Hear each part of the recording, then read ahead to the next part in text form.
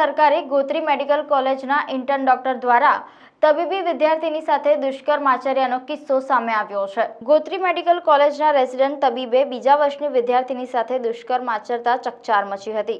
આરોપી નિર્ભય પ્રકાશભાઈ જોશી ગોત્રી મેડિકલ કોલેજના મેડિકલના ચોથા વર્ષમાં અભ્યાસ કરે છે અને ગોત્રી મેડિકલ કોલેજની હોસ્ટેલમાં રહે છે। મેડિકલના બીજા વર્ષમાં અભ્યાસ કરતી અને હોસ્ટેલમાં રહેતી વિદ્યાર્થીની તેના સિનિયર અને રેસિડેન્ટ તબીબ નિર્ભય જોશી પાસે અવારનવાર માર્ગદર્શન લેવા માટે જતી હતી। 2 દિવસ પહેલા આરોપી નિર્ભય જોશી પાસે વિદ્યાર્થીની માર્ગદર્શન લેવા માટે ગઈ હતી। આ દરમિયાન નિર્ભય જોશી વિદ્યાર્થીનીને હોસ્પિટલના ટેરેસ પર લઈ ગયો હતો અને વિદ્યાર્થીની સાથે શારીરિક અડપલા કર્યા હતા અને જબરજસ્તીથી દુષ્કર્મ આચર્યું હતું અને કોઈને કહીશ તો જાનથી મારી નાખીશ તેવી ધમકી પણ આપી હતી।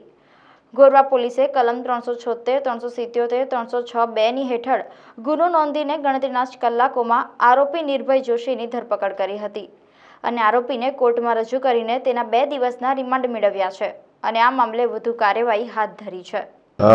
लास्ट 15 मार्च को मेडिकल कॉलेज गोत्री में एक रेप की घटना बनी हुई थी। सो इस घटना के बारे में जो डिटेल है इस प्रकार है।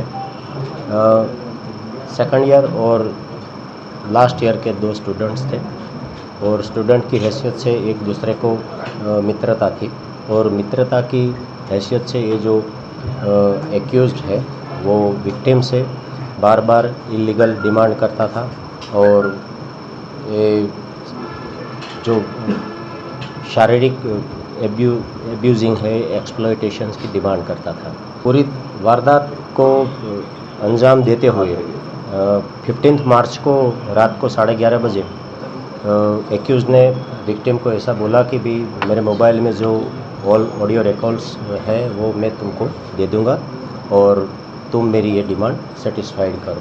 तो लेकिन उसने बहुत अपोज भी किया कि भी ये नहीं हो सकता। तो फिर बोला कि भी तेरे पर मुझे नाज आती है और तुम ये तुम्हारा सब डॉक्यूमेंट्स पेन ड्राइव में टेरेस पर पड़े हैं, वहीं से लेके जाओ। और इसी हिसाब से वो 11 साढ़े 11 बजे मेडिकल कॉलेज के टेरेस पर गए और वहाँ पर एक्यूज ने विक्टिम के साथ ज़बरदस्ती की और दुष्कर्म किया उसके पर। आरोपी निर्भय जोशी करके है और गांधीनगर का रेसिडेंशियल है। हाल ये मेडिकल कॉलेज में स्टडी कर रहा है। अन्य कोई विद्यार्थी ने या स्टूडेंट के साथ ऐसा किया हुआ है कोई ऐसा? अभी आरोपी अंडर पुलिस कस्टडी है। हम इन्वेस्टिगेशन कर रहे हैं। अभी तक तो कुछ नहीं मिला है इसमें।